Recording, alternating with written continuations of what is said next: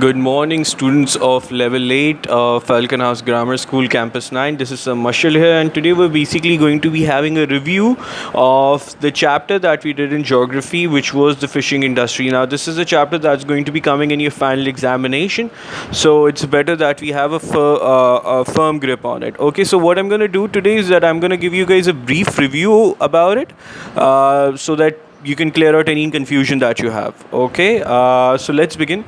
Now we are told fishing industry. Well, fishing is one of the most oldest occupations in the world. It is practiced in Pakistan, especially in the southern tip of Pakistan. We basically have we basically connect with Arabian Sea. Now fishing is basically practiced in Balochistan, the Makran coast, and in Sindh, especially in Karachi.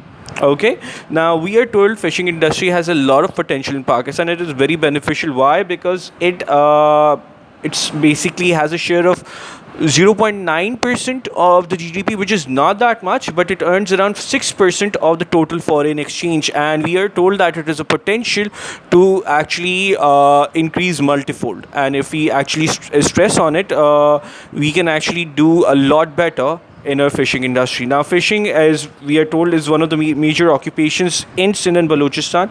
We are told that total number of people employed in fishing is around 3,95,000. Now, this was taken in 2003, 2004. So we are I'm pretty much sure that it would have definitely increased by now. Okay.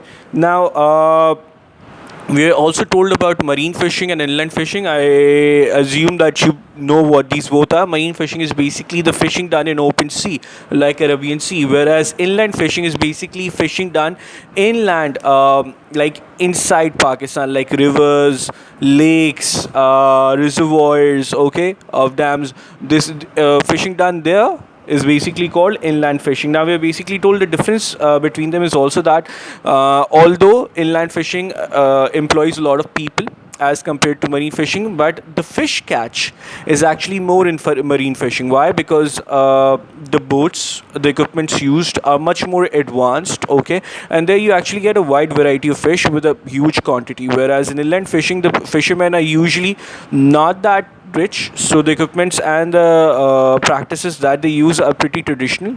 Okay, so that's why they're not able to catch a humongous amount of fish as compared to marine fishing. All right, we are also told about subsistence fishing and commercial fishing. What is that? In subsistence fishing is basically done by poor farmers who basically catch enough fish so as to consume for their family, whereas commercial fishing is basically fishing done for commercial purposes to sell it inside Pakistan or to export it. Okay, we are told about major fishing areas as well. No, we're not told about that. Well, yeah, major fishing areas are basically Karachi and Gwadar because these two have the biggest ports in Pakistan. Okay, we're also told about marine types of marine fish catch and types of inland fish catch. Okay, now we are also told about fish farms. You guys know what fish farming is now. This is something that has been increasing a lot. It has been gaining a lot of popularity in Pakistan. Fish farming basically rectangular ponds, man-made rectangular ponds with a concrete base so that the water doesn't seep. Okay, this is where you basically breed fishes so that you can sell it to the markets and export it as well. This is something that has been taking a lot of people are taking interest in it recently, and it is really beneficial because it will actually increase the fish production in Pakistan. So it will not just reduce the prices of fish, but also basically you can earn a lot of money because more people will then be able to consume fishes and you can earn revenue through it.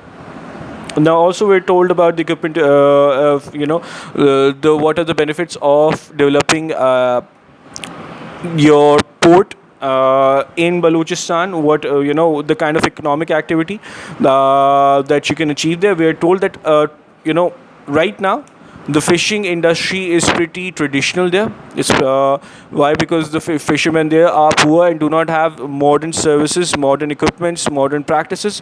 We're told that if we actually the government comes in, the private sector comes in, and it helps the fishermen there, then a lot of fish catch can be increased. If we actually improve the processing facilities, the icing factory there, if we actually install icing and salt factory, salt processing factory, we can actually increase the fish catch. And once we do it will not only increase the revenue, but it will actually increase the foreign exchange, because a lot of fish catches in Gwadar is basically exported to Middle East countries and to other destinations. Now we're also told that they're surrounding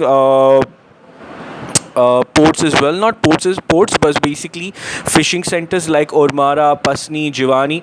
Now we are told that if we develop that as well, and if we don't develop that, if we can only develop Gwadar, then these fishing centers will have a main port nearby, and they can basically, enhance their fish catch so that they can basically store their fishes and process their fishes in Gwadar. So by increasing the fish processing facility in Gwadar, a lot of benefit in terms of monetary value can be achieved by Pakistan. Okay, now what are the government efforts to develop fisheries? We are told that value added products have been introduced. What are value added products, students? Basically, if we process the raw material, like for example, if we are having a fish, if we actually process it and cut it, and then we sell it in a can, like canned product, so that will actually increase the value of the fish. Okay, so we can do that. Okay, apart from that, guidance and weather information given to fishermen so that they can know exactly if they can venture out further into such sea, if there isn't any storm coming. Departments are built up. Okay, so that more fisheries department are built up, so that a larger scale of excellence skills can be communicated one another. Okay, so that will benefit as well. Fish marketing is something that also is taken into a lot of consideration nowadays.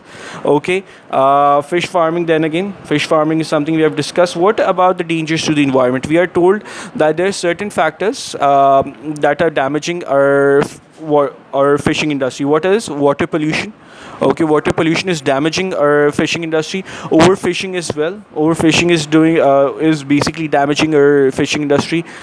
Threat to mangroves. Well, what are mangroves? Mangroves are basically breeding ground for fishes, okay, and shrimps, and this is also where basically they hide from predators. We are recently cutting a lot of mangroves. Generally, in the world, we're cutting down a lot of trees. So we are told that if we do cut down mangroves, then we'll basically devoid the fishes of their shelters and their breeding grounds. So we ought not to do that. So they can have a home, and they can have a shelter. So this is something that we need to focus on, to not cut mangroves at all, and in fact increase the production and increase the existence of mangroves, so that fishes can have more places to breed and be safe from the predators. And of course, lack of financial resources. Lack of financial resources is also an issue.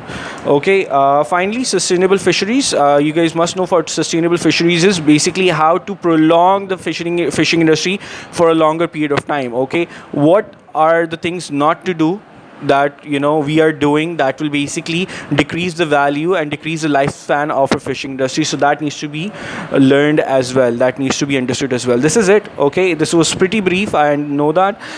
You read it by yourself. If you have any questions, any concerns, you can always get back to me. All right, take care then. Allah Hafiz.